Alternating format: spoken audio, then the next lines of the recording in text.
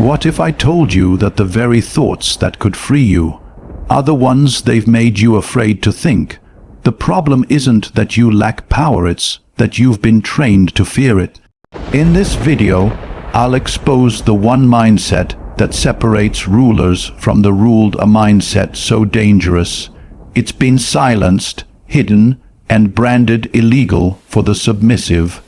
Watch before they erase this truth. For centuries, empires didn't just conquer lands, they conquered minds. They discovered it was easier to teach obedience than to fight rebellion. And so they built a system, schools, laws, even morals to condition you to serve, to follow, to fear your own potential. Listen carefully. What I'm about to tell you isn't for everyone. It's not for the ones who wait for validation. It's not for the ones who beg for permission to rise. This, right here, is for the mind that feels caged in a system built to keep it small. Because the truth is simple and brutal, power is not given, power is taken. From the moment you were born, they taught you to obey. They told you to be humble, to wait your turn, to respect authority, and to never question the order of things. They told you that ambition was dangerous, that self-interest was evil, that wanting more made you arrogant. But that was never morality, that was conditioning. A psychological chain disguised as virtue. You've been taught to believe that virtue means weakness, that to be good, you must surrender your will. That is how they win. They've made submission feel righteous. They've made obedience feel safe. And in doing so, they've stripped you of the very thing that defines power choice. You see, the forbidden mindset begins where fear ends. It starts with one realization. Everything they told you to fear is the gateway to freedom. Fear of rejection, fear of failure, fear of being misunderstood, those are the locks on your mental cage. They're not real barriers. They're illusions you've been trained to respect. The rulers of this world, not kings, not presidents, but the ones who truly move the strings, they understand something you were never meant to learn. They understand that the mind is the battlefield. Control how people think, and you control how they act. Teach them guilt, and they'll police themselves. Convince them to seek approval, and they'll never seek power. That's the forbidden truth. You were never powerless, you were made to believe you were. Look around you. Every system rewards conformity and punishes independence. Schools reward memorization, not imagination. Jobs reward obedience, not intelligence. Social circles reward likability, not strength. Everything around you is designed to make you fit in, and fitting in is the death of sovereignty. The power thinker rejects this. He understands that greatness does not bloom in obedience. It blooms in resistance, in questioning, in taking the risk to stand alone when the crowd kneels. He does not wait for approval because he knows approval is the currency of the weak. They will call him arrogant, selfish, dangerous, and they're right. Because danger is what weak systems fear most. The forbidden mindset is dangerous because it cannot be controlled. It doesn't need validation. It doesn't need permission. It doesn't ask. If it's allowed, it decides. And that's exactly why it's labeled illegal for the submissive, because the submissive cannot handle the weight of self-direction. They need rules to protect them from their own potential. They need someone to tell them what's right, what's wrong, what's acceptable. They crave certainty, not truth.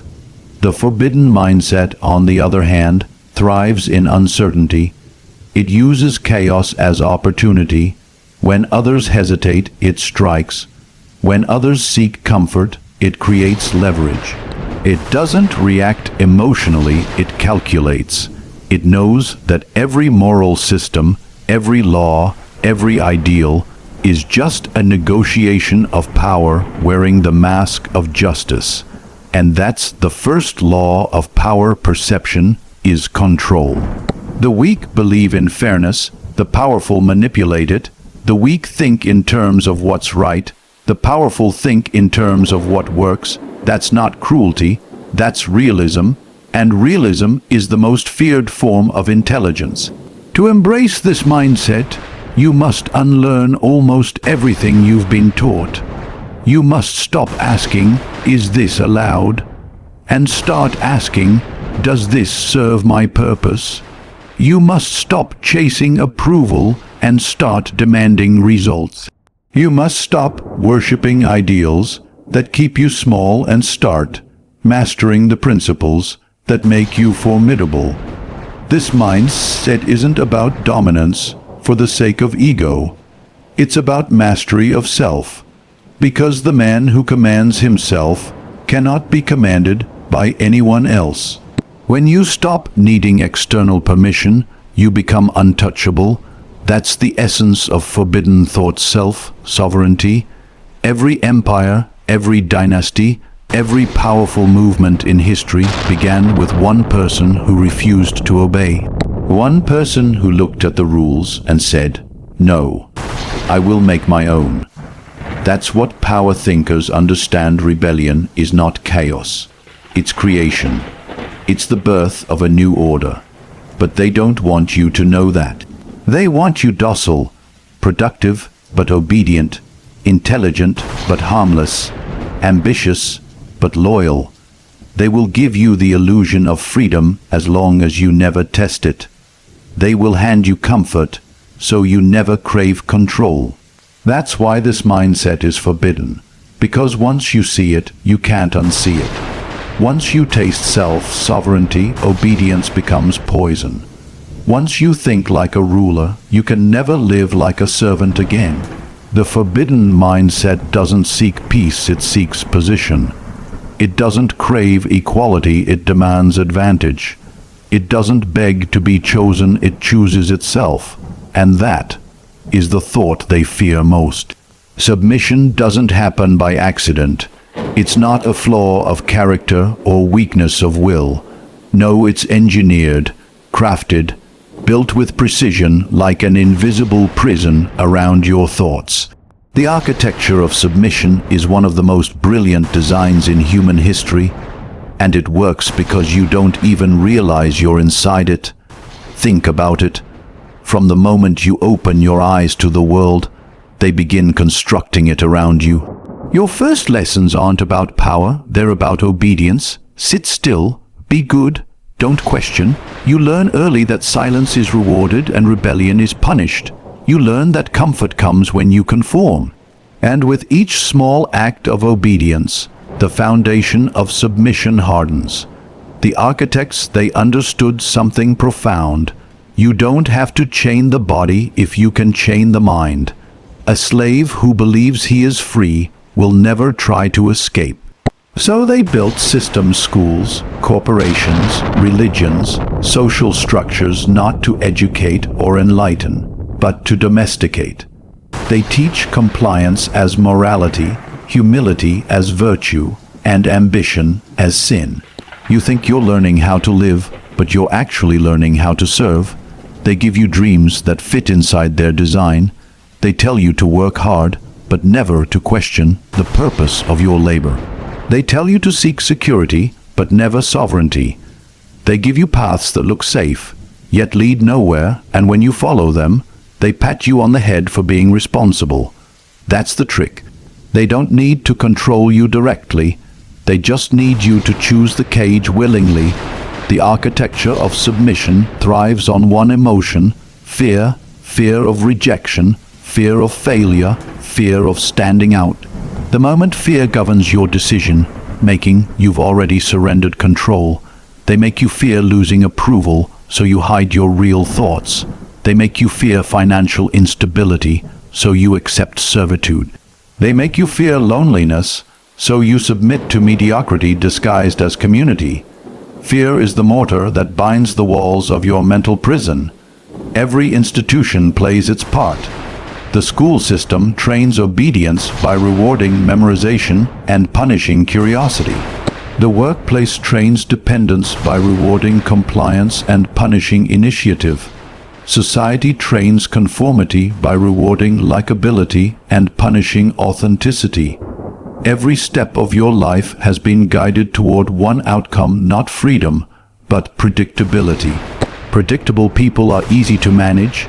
They follow trends, obey laws, consume products, and never question the architects. They confuse comfort with happiness. They think stability is success. They live within invisible lines drawn by hands they will never see. And the irony is, they call this free will. But if you pay attention, you'll notice something. Submission always comes disguised as safety. They'll tell you it's dangerous to think differently, that rebellion leads to chaos, that questioning the system makes you the enemy.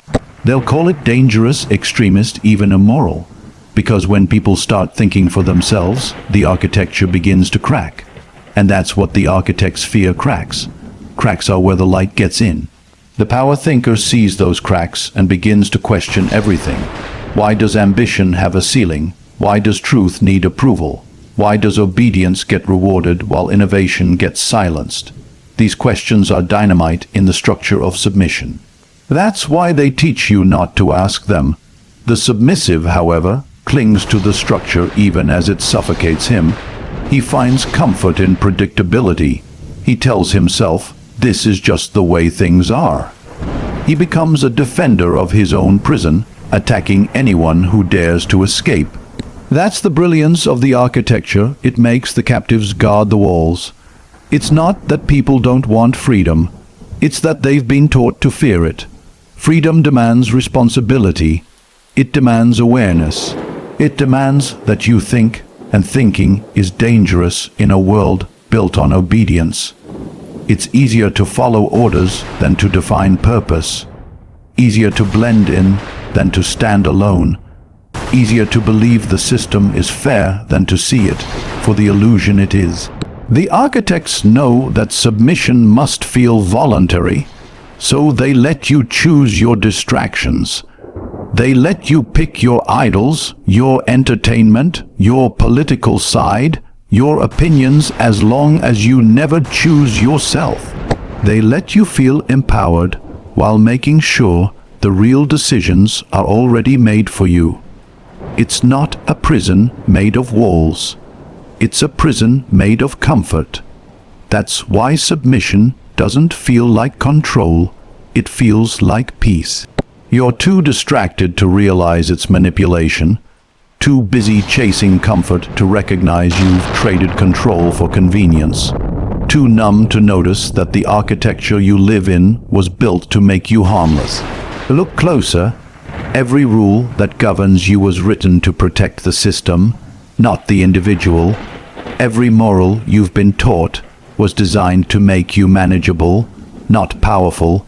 Every truth you defend was given to you. You didn't earn it. You inherited it. That's not wisdom, that's programming. The architecture of submission doesn't collapse through violence. It collapses through awareness. The moment you see it, it loses control. The moment you stop believing in its moral authority, it becomes irrelevant. And that's why they must keep you distracted, compliant, entertained, because if even a handful of minds awaken, the system starts to decay from within. Submission isn't a chain around your wrists. It's a whisper in your head that says, stay where you are. Don't make noise, be good. It's the quiet voice that praises comfort and punishes courage. It's the invisible architecture that builds a perfect illusion, a world where everyone believes they're free, while every thought, every choice, every dream is quietly guided by the hands of those who designed the walls around them. Power isn't brute strength, it's precision. It's the art of controlling without appearing to control. The weak fight with emotion, the powerful fight with calculation. And this is where most people fail. They think dominance means aggression, shouting louder, forcing compliance. But the true masters of power understand a deeper law: strategic dominance, the ability to shape outcomes without exposing intention. Strategic dominance begins where impulse ends. It's not about reacting to the world, it's about designing it. Every move, every silence, every appearance has a purpose. You don't just act, you orchestrate. The power thinker doesn't play the game to win. He redefines the rules so only he can win. That's what separates power from ambition. Ambition seeks achievement. Power seeks control. Look closely at history, and you'll see the same pattern repeated. Those who ruled did not shout their power, they whispered it. They didn't announce their plans, they disguised them as inevitability. The art of dominance lies in invisibility. When you are unseen, you are untouchable. When they don't understand your motives, they cannot predict your moves. If you've listened this far, it means something inside you is already awake. You felt the pull, that quiet voice whispering that you were meant for more than obedience. Don't silence it. Don't bury it again under distraction or fear. Feed it, strengthen it, because this is where the transformation begins. The world doesn't reward those who wait. It rewards those who act. So if this message struck something deep within you, don't just nod and move on. Think, reflect. Decide what kind of player you want to be in this game. Then move with purpose. Start by protecting your mind. Limit the noise that keeps you compliant. Study power, strategy, human behavior. Read what they don't teach. Question what they call truth. Build a will so strong that no system can bend it.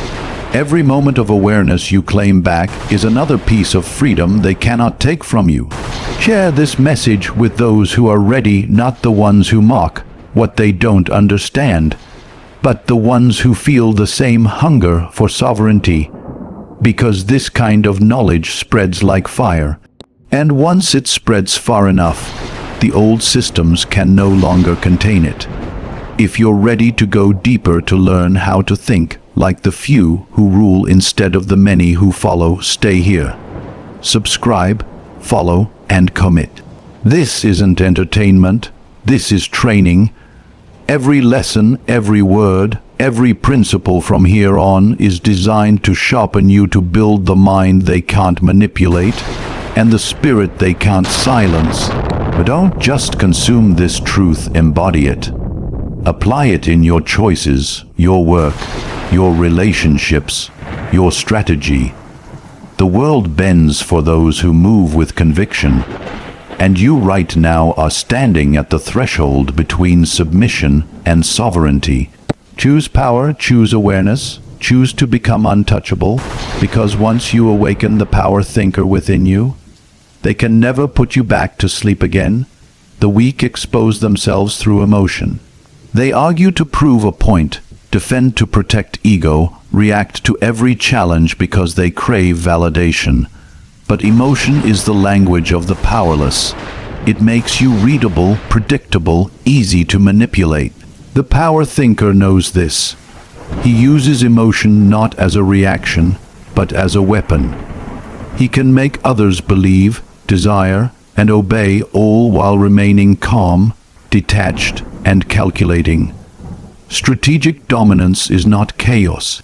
It's discipline disguised as indifference. The powerful do not chase, they attract. They do not demand respect, they engineer it. They understand that influence is not about shouting commands, but planting ideas that others believe are their own.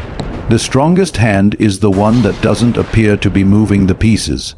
To dominate strategically, you must first master perception. Control what people see, and you control what they believe. Appear humble when you're planning conquest. Appear weak when you're building strength. Appear indifferent when you're observing their intentions. The crowd judges by sight, and sight is easy to deceive. The one who controls perception controls reality. This is why the powerful seem untouchable, not because they are invincible, but because they are unreadable. They reveal nothing, they promise little, and they always keep others guessing. The less people understand you, the more they fear you. Fear is not built through violence, it's built through mystery, and mystery is the currency of dominance. The submissive seek clarity, the powerful seek ambiguity. The submissive wants to be understood, the powerful want to be misunderstood intentionally. Because understanding gives others power over you. If they can predict you, they can contain you. But if your mind is a labyrinth, no one can follow you without getting lost. The law of strategic dominance also demands emotional distance. You cannot lead if you're attached to being liked. You cannot influence if you need approval. Every move you make must serve a purpose, not a feeling. The power thinker remains calm in insult, silent in chaos, deliberate in defeat. Because he knows the most dangerous man in the room is not the loud one, it's the one who listens and waits. Silence is not weakness, it's surveillance. While others speak, you gather intelligence. While others reveal, you calculate. Strategic dominance turns patience into a weapon. You don't rush victory, you build inevitability. You make your success seem natural, effortless, and unavoidable. That's the ultimate illusion of power, to make control look like coincidence. Think of every encounter as a negotiation. Every word, every gesture, every pause a transaction of energy. The one who needs nothing holds everything. The moment they sense your need, they own you. That's why the powerful never reveal desire. They express only what they choose when it serves their design. Power is not about having, it's about withholding. And when the time comes to act, the power thinker does not strike impulsively, he strikes surgically. He doesn't waste force, he applies precision. He doesn't destroy what he can control. Strategic dominance is not recklessness, it's mastery over timing. The right move made too early is weakness. The right move made too late is submission. The master waits until every variable serves him, then moves with perfect accuracy. The weak believe in fairness. The powerful believe in leverage. Leverage is the essence of strategic dominance, the ability to make others dependent on you, while you depend on nothing.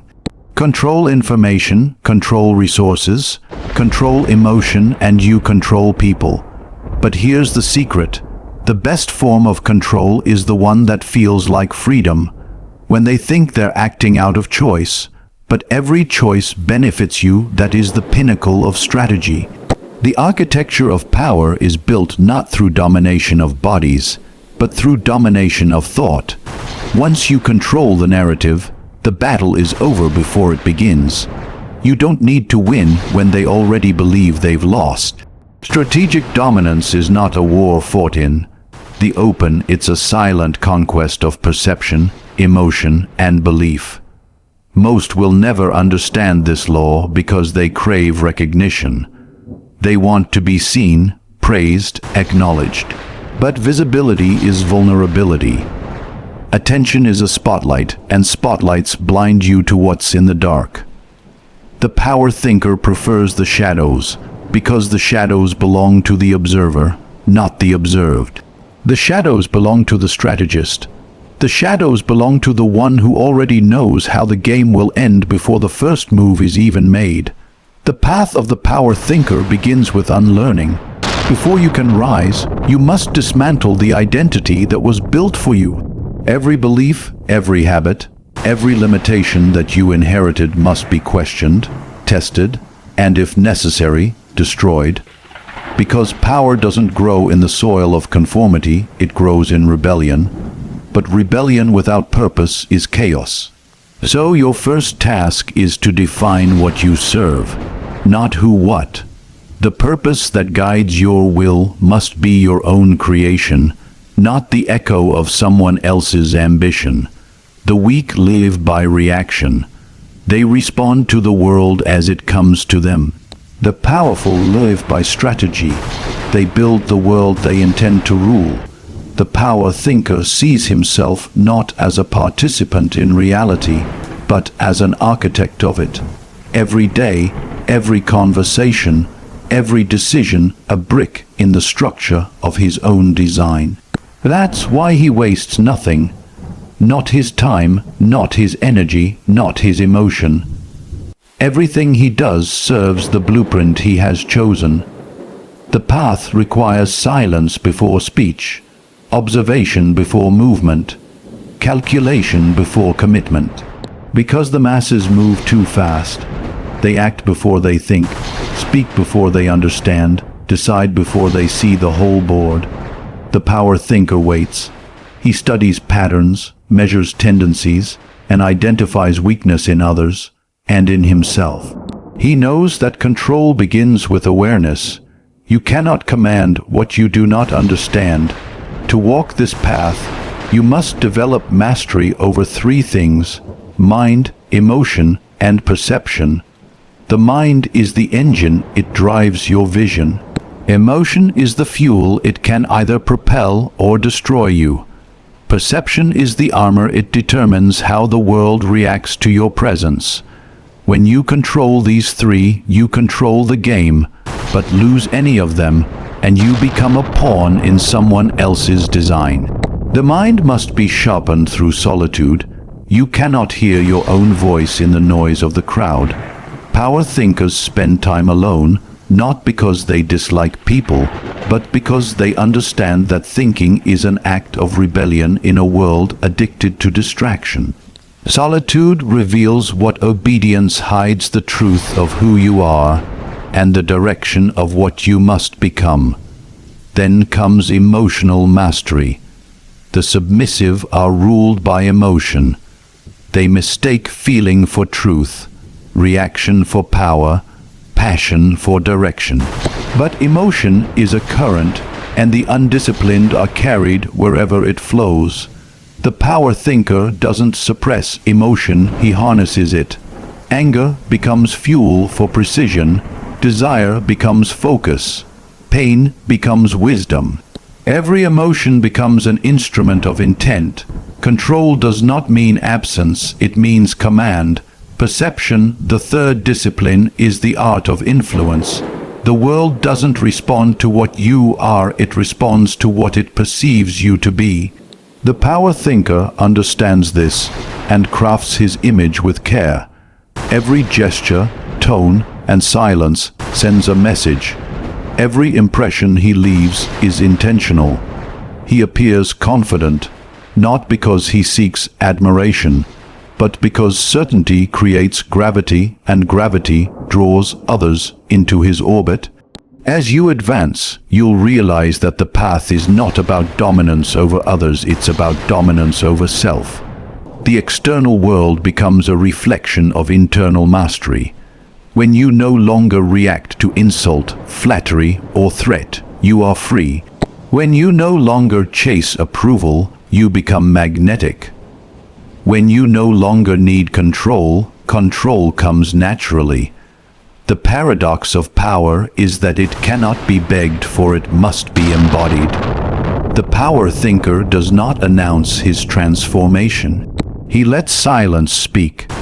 People will begin to sense something different: the weight of your presence, the steadiness of your gaze, the calm in your words. You no longer rush. You no longer explain. You no longer try to prove. Because proof is for the uncertain, and you have already seen behind the curtain, the path demands patience. Power is built like a fortress, one stone at a time. You cannot rush it, because haste is a symptom of insecurity. The submissive crave immediate reward. The powerful are content to wait for the inevitable. Every delay, every obstacle, every moment of resistance becomes a test of endurance. And endurance is what separates the strategist from the dreamer. The further you walk this path, the more alone you will become, not in isolation, but in understanding. Few will see what you see. Fewer still will comprehend your silence. The world fears what it cannot define, and the power thinker cannot be defined. You will be misjudged, envied, misunderstood. That is the price of sovereignty. But those who persist through the solitude discover something extraordinary: the stillness where all decisions become clear. The power thinker's vision expands beyond survival. He begins to see systems, motives, weaknesses. He sees how people trade their potential for acceptance. how institutions convert freedom into dependency, how the masses exhaust themselves chasing illusions. And from this vantage point, control becomes simple, because when you understand human nature, you no longer need to fight it, you can guide it. The final stage of the path is awareness without attachment. The power thinker plays every game but never becomes the game. He can step into any role, any situation, and still remain untouched within. He is both participant and observer, both actor and author. Every choice is deliberate, every silence a statement, every move a message. He has transcended reaction and entered the realm of design. The path of the power thinker is not for everyone. It is narrow, demanding, and often invisible. But once you begin to walk it, you stop living as a product of the system and start living as the one who writes its rules. You've seen it now, the structure of control, the architecture of obedience, the laws that govern power. You've glimpsed the truth they never wanted you to understand, that the world isn't ruled by force, but by design, and every design begins in the mind. The submissive live inside someone else's plan. They mistake comfort for safety, fairness for justice, and morality for truth. They exist in a world that was written for them by people who understood what they never questioned. But the power thinker, the one who sees behind the illusion, he no longer plays by inherited rules. He becomes the author. The forbidden mindset was never about rebellion for its own sake. It was about reclamation, taking back what was stolen the moment you were taught to obey. It's about awakening to the realization that everything around you, status, authority, validation, is just a reflection of perception, and perception can be mastered.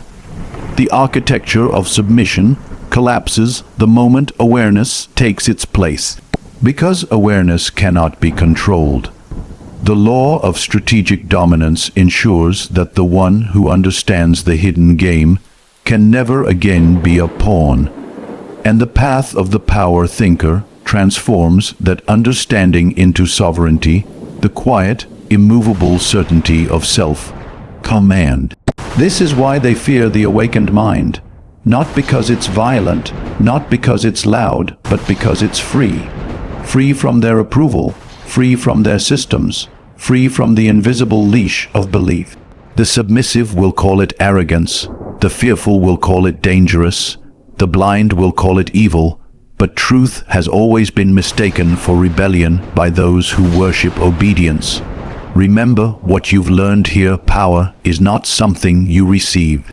It's something you remember. It was always yours, hidden beneath conditioning, buried under the weight of expectation. The forbidden mindset is not a gift, it's a return. So walk silently, think deeply, and move with intention. The world belongs to those who understand its design. And once you do, you'll never need permission to rule again.